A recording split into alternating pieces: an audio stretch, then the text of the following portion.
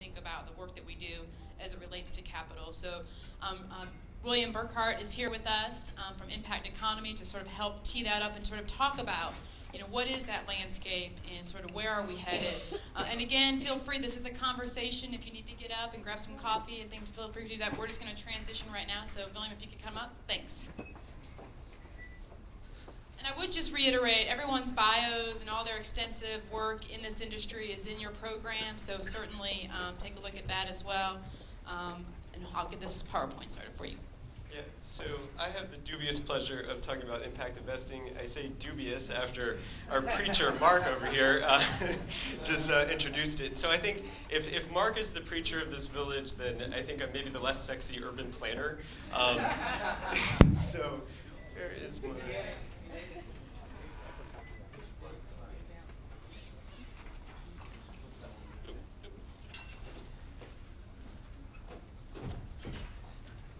So Mark and I have actually breathed the same air. We had the pleasure of attending, and Mark actually spoke at a similar kind of convening at the Federal Reserve Board of Governors a couple years ago. And this was right after the crisis, and everybody was kind of an all-hands-on-deck moment of what in the world are we going to do? And trying to figure out what was happening in terms of innovations in government, innovations with community finance, with philanthropy, with nonprofits. The exact kind of conversation that you guys are attempting to foster here is one that we were both a part of a couple years ago. And I wonder what Mark might think about how much we've actually moved the needle since that conversation.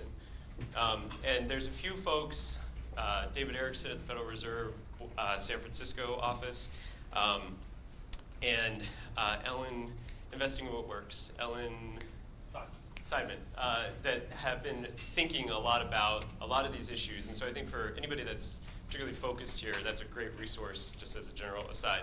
And that was me stalling right there. So so I am going to talk to you about,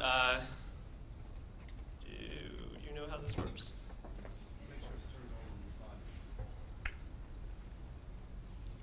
And there we go. Okay, so my remarks today are going to be based slightly off of New Frontiers of Philanthropy. This was a knowledge and influence initiative that I worked on for a number of years out of Johns Hopkins. We intentionally used philanthropy, so picking up on the concern and skepticism of impact investing, we intentionally used philanthropy as our framing, even though we talked about the innovations in community finance and philanthropy and investing. Broadly defined it as the mobilization of private resources towards public purposes. This is partially due to the fact that when we launched the initiative in 2008, impact investing had, the clouds had just broken through Bellagio in Italy, and the term was coined, and so there was a lot of hype around it even then, and that has only grown. In addition, this was a body of work with the Money Management Institute, which is a big industry body for the financial services industry, helping them explore impact investing, particularly with investors and financial advisors. So you guys can get my email, I can send you resources, stuff like that. So, impact investing, what is it? So investing to make a difference in return, the kind of slowly but surely growing accepted definition is investing with the intention to generate measurable social and environmental benefit as well as appropriate financial returns. The appropriate piece is where you start to get into the ambiguity. It's something that has really caught the imagination of a lot of folks. So the UK has used its presidency of the G8 to essentially raise global awareness and try to catalyze more effective industry building across the world. The White House has picked up on it as this kind of means to meeting public purposes in the time of austerity. Lawrence Summers very eloquently said, this is ground zero of a big deal.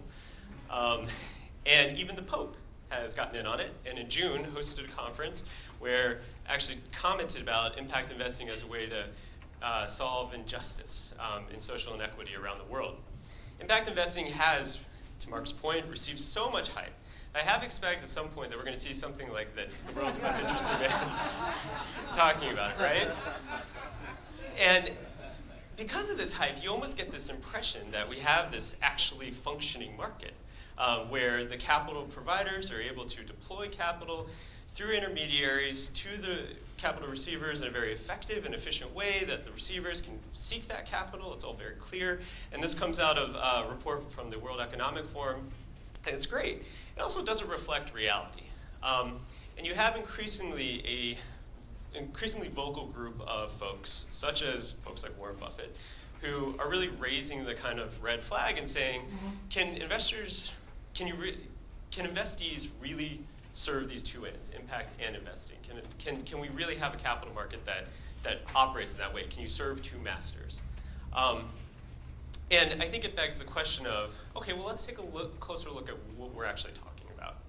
And so at a global level, 600 trillion in assets, impact investing, this 2013 number, 36 billion in total impact investments. Very, very small sliver of global capital. Get down to a major global financial institution, anywhere from 500 billion to 2 trillion in assets under management. They have portfolios, or at least stated intended portfolios of impact investing that ranges anywhere from 100 million to 10 billion. That are unrealized numbers at this point. Within these programs, they are making investments into funds ranging anywhere from 2 million to 10 million. And that within these funds, you have anywhere from 50 to 100 million assets under management. The size of the actual equity investments, or even in the microfinance, I mean, these size of these investments are not typical. These are not the traditional sizes, much smaller. It raises a lot of questions around transaction costs and whether or not this is actually something that's scalable. And so back to that question of, really? This is what we're talking about, the small sliver of capital markets. So why do we care? Well, we care because the world is changing. And it has huge implications for the communities you serve, for the clients you seek, and for the constituents that vote for you.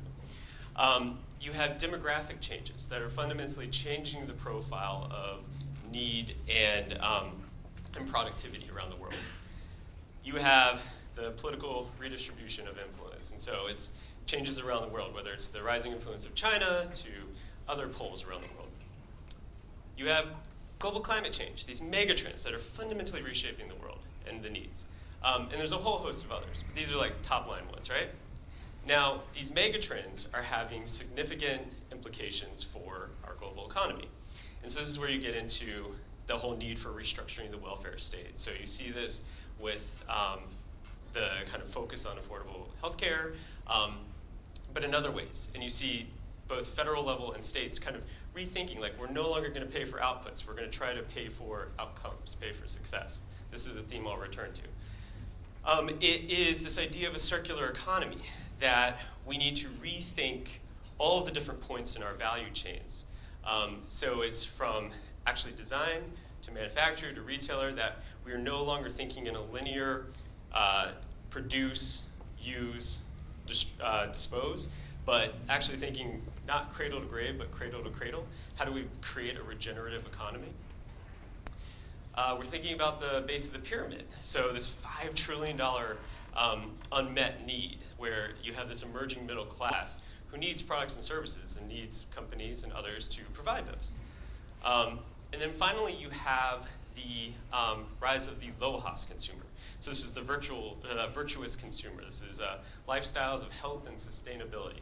And so it's basically the kind of person that there's a pop up there. It's the kind of person that wants to see their values reflected in their purchases. So this is Patagonia, Whole Foods, whatnot. They want like sustainably sourced peanuts and things like that. So when you get past those kind of high-level broad strokes, you start to see functionally that there's this new spectrum emerging. And so it's new actors are coming online, they're using new tools, and that new opportunities and issues are emerging. And I put this in here, this kind of opportunity to all investing is impact investing. This is a reference to Clara Miller, who is the head of the F.B. Heron Foundation. This is one of the kind of leading pioneers in the impact investing space. And she always comments, it's ridiculous to talk about impact investing. All investing is impact investing. It's whether or not we account for it. And so I think that there's some truth to that, but there's obviously ambiguities even there.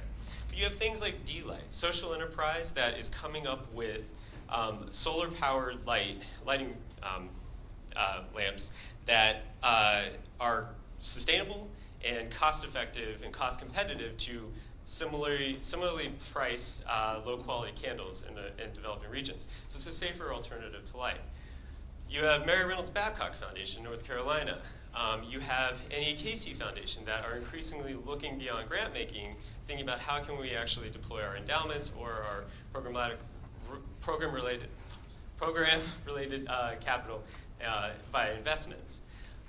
You have capacity builders like social venture partners that are helping to build the capacity of nonprofits and social enterprises to actually receive capital and or just operate more effectively. You have capital aggregators, CDFIs generally, I think RSF is in the house, that are helping to pool capital and deploy it in much more effective ways. You have major nonprofits like PSI, Population Services International, that are increasingly looking at the impact investing opportunity and asking, well, how can we use this to diversify our revenue sources? This is like the age-old question for every nonprofit. And then you have these major financial institutions that are kind of grappling with this idea that, wow, Generation X, millennials, they increasingly want impact. They want to see that in their portfolios. It's a slow burn, this $40 trillion wealth transfer that's going to happen, but it is something that they need to start planning for now and figuring out how do they essentially reorient themselves so that they can adapt to it and build the kind of products and opportunities that are needed. But how do they also mobilize, take Merrill Lynch. 13,000 financial advisors work with Merrill Lynch. How do they mobilize all of them to essentially seize the impact investing opportunity? So with all of these kind of developments happening, you have a couple different convergences. So in philanthropy, you have this convergence towards a more investment orientation. And so this is represented in Casey and Babcock and Heron and these foundations that are increasingly becoming what we dubbed philanthropic banks. You have business. So 2012, the majority of CEOs responding to an Accenture survey indicated that sustainability would be a core feature of their competitiveness going forward. And you see business attempting to try to make that shift, but in a follow-up survey a year later, CEOs saying, we're struggling with getting there, much like everybody else is struggling with this idea of how do you harness the market for social and environmental impact. Investing, yet again, financial institutions are increasingly developing a desire to build products and services that have a social and environmental orientation to them. So with enough convergences, you get a paradigm shift. And so this is like the meta level, who really cares, but it's there and it's worth stating, paradigm shift. What that means at a very fundamental level, when we think about impact investing, is that you have essentially two opportunities here. One is to qualify the actual impact of ongoing activities. So you have the emergence of something like SASB. SASB is the kind of mirror to FASB. It's the Sustainable Accounting Standards Board. SASB is getting material sustainability standards written into the 10K that publicly traded companies report on. And it's this way of essentially showing that sustainability matters, that impact matters, particularly within the publicly traded companies. You also have IRIS amongst private investment. You have GRI. You have a number of this kind of alphabet soup of acronyms that are helping to increasingly qualify the impact that is occurring. Now, if you don't want to go that route, or you want to do that route and something else, you start to create new financial structures. So this is social impact bonds, and so everybody knows about this. This is this idea of essentially private investors financing preventative interventions that government then essentially pays a return to the investors on if certain outcomes, agreed upon outcomes, are actually met. These are increasingly being experimented with now. They get more hype than they actually have done. I think around 100 million globally has actually been mobilized, which, grand scheme of things, as we know from our little zoom down in the cylinder, is not very much. But people are really, it's inspiring folks, right? And it's making them think about social interventions very differently and how you can mobilize private resources. Increasingly, folks are thinking about development impact bonds in emerging markets. And even Rockefeller Foundation, which has funded most of the kind of infrastructure development in the impact investing space, has signaled that they are going to start seeking out the next big thing. They want to build out the shelf of products that are similar to social impact bonds, but are equally innovative or potentially catalytic. But hey, there's good old portfolio management. And there are opportunities across asset classes for thinking about impact investing or thinking about harnessing impact in your investing.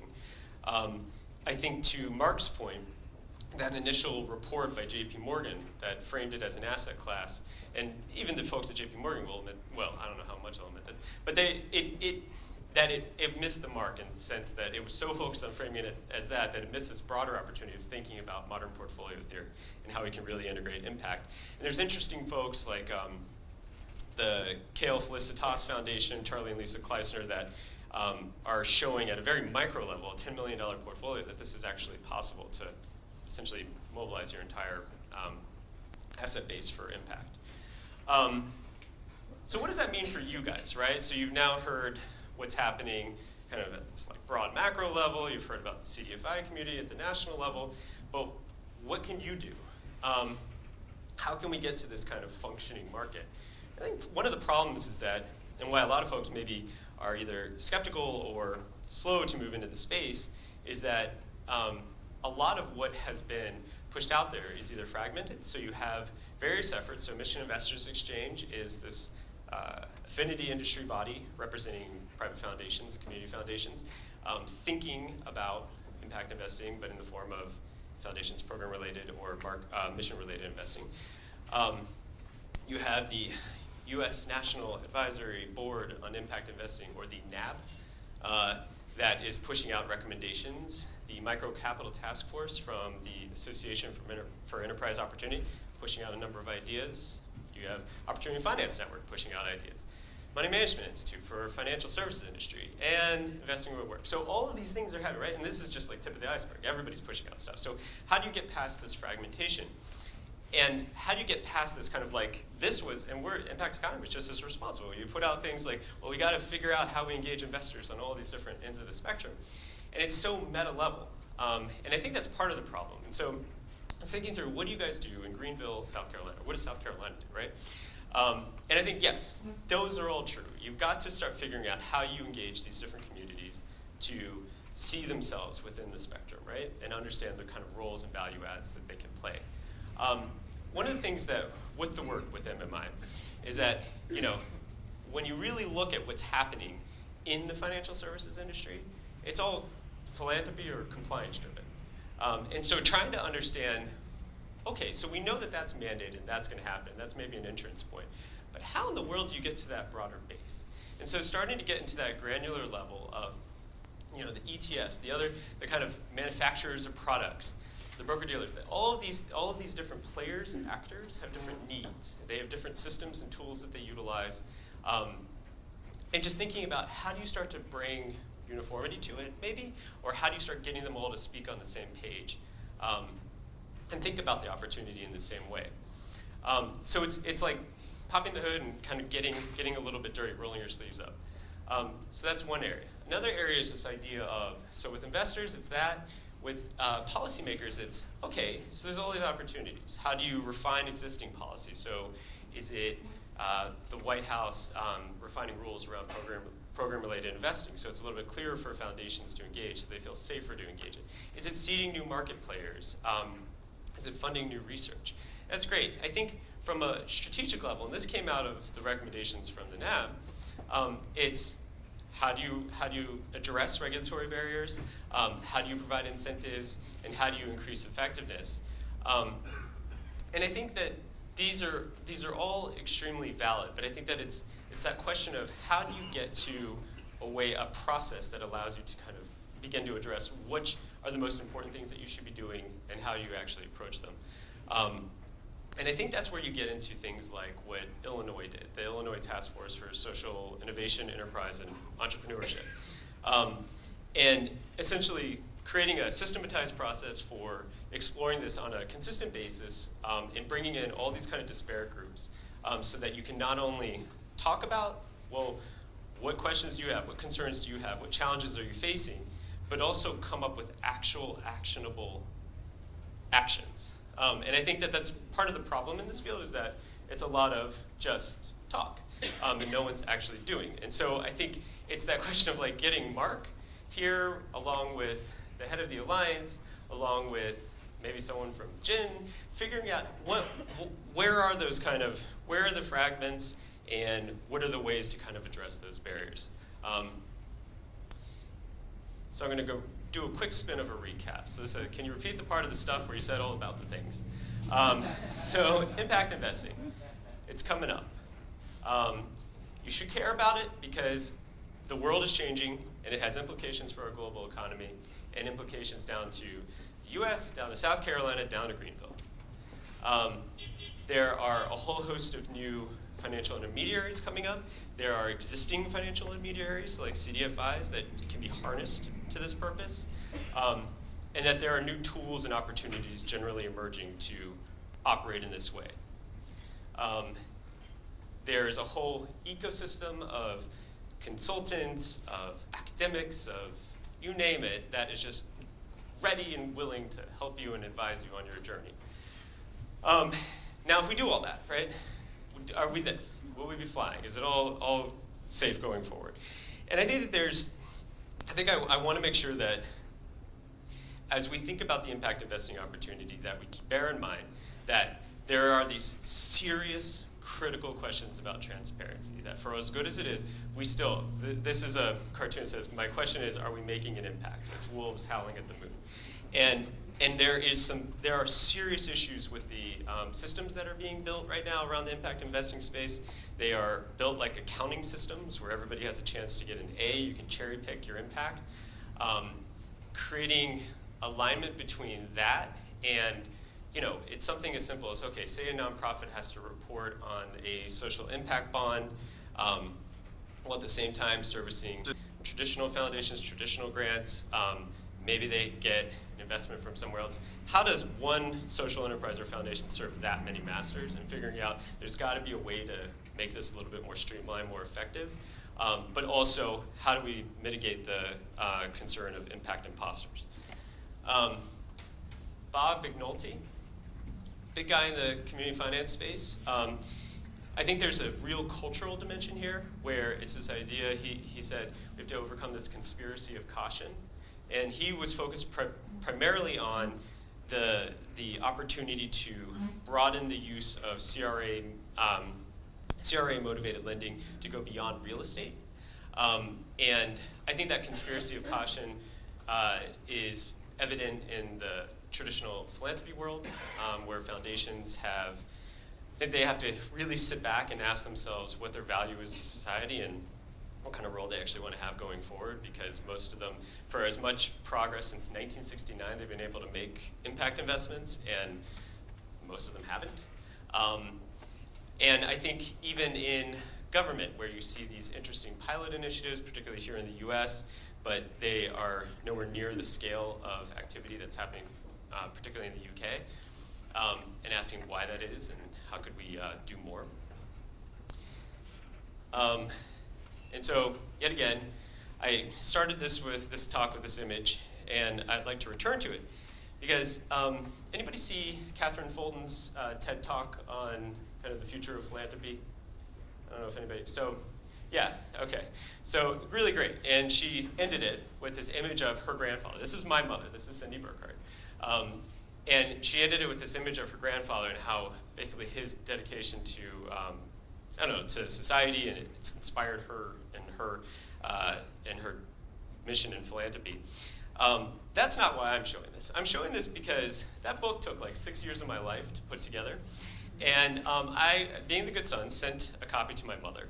Now, my mom is mid-50s. She's accumulated a certain amount of wealth over the course of her life. She is basically the equivalent of like a retail investor. She can move money as an impact investor, as a philanthropist. So I sent her the book thinking, okay, this is going to be something here.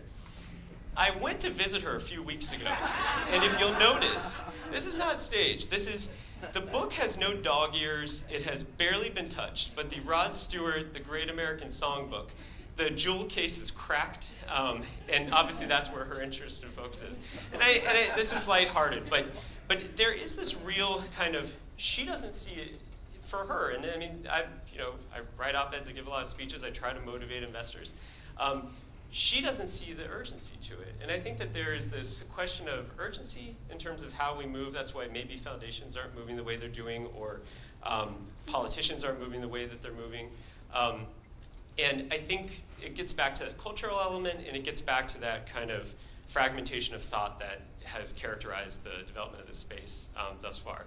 But I do believe, I'm cautiously optimistic that there are a number of smart folks that are involved that are trying to address these things. And I think the more that you see convenings like this, where you guys can institutionalize this kind of conversation and really continue to probe and dig at the challenges you all face, and start to realize that there is this huge commonality to a lot of the issues that you guys are facing, and that there are models and opportunities to overcome them if you just kind of look beyond your own fence. So this is a great illustration of that, and I think that's it. Thank you. So we have some time for questions, and again, thinking about how Mark kicked us off and just thinking about the overall industry and community development finance and the vehicles and how we're able to flow capital to communities, and then this broader discussion around, is impact investing good, is it bad, is the broader thought around it and how we can increase capital sources. Certainly a great dialogue and setting us up for our next panel. But we have some time for some questions. Those are some questions for Bill around what he shared, or just from your all's perspective.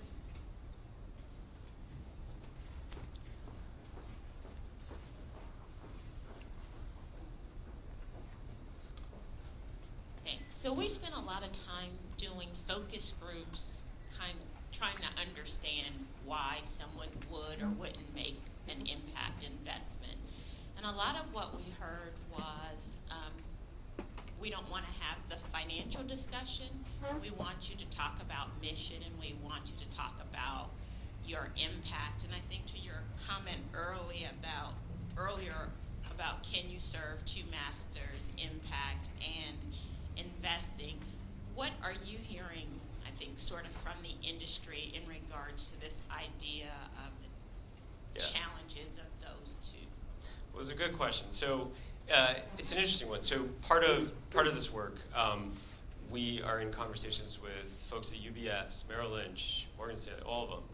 And so to reach the gatekeepers, the financial advisors, you have to hit them with, you're going to meet client demand, that there is a financial basis to this. Like, this is exactly what your clients want. And there's enough statistics now that suggest that. But to actually influence the ultimate investors, that you often have to lead with the impact. And that, financial, like Mark Sloss at UBS talks about how, he goes, our gateway is philanthropy. He's like, and if we can get into there and we can influence just a little bit for the impact investing conversation, shows a more dynamic quality, but they frame it more in that kind of philanthropy. It's impact first, not investment first. Gets them access to the rest of the portfolio, and that's the ballgame. I think you have folks at Merrill Lynch talk a lot about part of the dilemma. So while they know that their investors want the impact conversation, that they have trouble getting that succinct story. They recently helped do a bond offering, and they said that it was raising money for a social impact bond, so not a bond, but social impact bond. And they said that the reason they were successful was because A, the appetite's changing, but B, that social impact bonds have a very clear, tight story. Like, you deploy this capital, it raises this, and it achieves these outcomes, and it's just like, it's a very closed circle. I don't know anybody in the nonprofit sector, if you've heard of a book called Leap of Reason. This is Mario Marino's big piece around kind of performance measurement and changing how nonprofits account for their impact, and very much being more outcomes focused, and that has implications for how they manage themselves. And I think that that's a really good piece that to help kind of understand the different ways to talk about impact that potentially would motivate the investors that you're thinking about.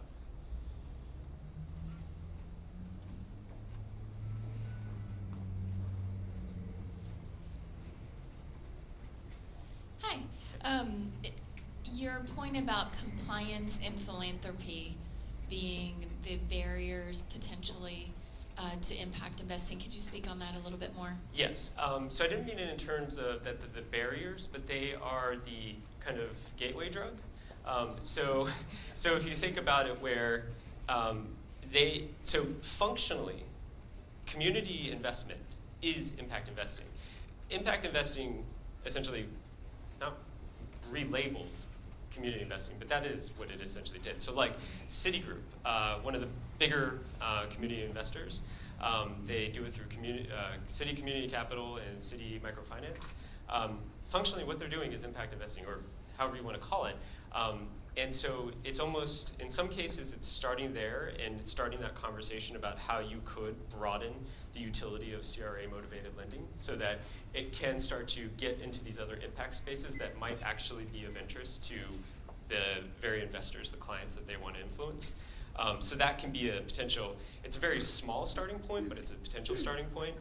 But at the end of the day, so as much as that, I think that can be used to demonstrate, if you can connect it back to client need or client want, I think that's an interesting starting point. But I think at the end of the day, unless you can show within these kind of main verticals of wealth management or asset management that these are actual revenue generating activities, it doesn't matter. Like, these financial institutions are never going to do anything truly significant. But I think that that's your demonstration point.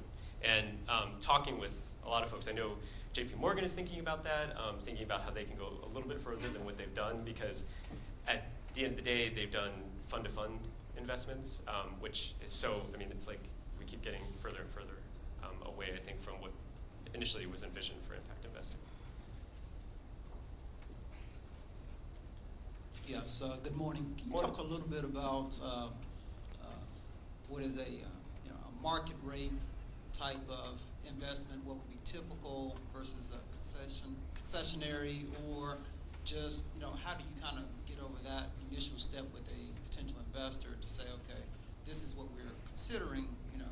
How can you then kind of leverage that against what the impact will actually be? Right. So it's a good question. So I think so it depends on the profile of the investor. So if you are, if your investor is a foundation, it depends on whether or not you're talking to the programmatic side or you're talking to the actual investment side. And that's going to change the nature of that conversation. It's going to change the nature of the kinds of investments or funds that they're actually looking for. I think if you look at the kind of broader kind of financial advisory space, a lot of times folks are, I think you have to always frame it as like this spectrum where, and this gets into this kind of definitional issue, where people will be more comfortable with like a socially responsible investment, which is more passive and doesn't have that kind of intended measurable benefit. It just is avoiding other investments. And so I think it's helping them understand the kind of returns and risk profile related to an investment like that, and then taking them further down the spectrum.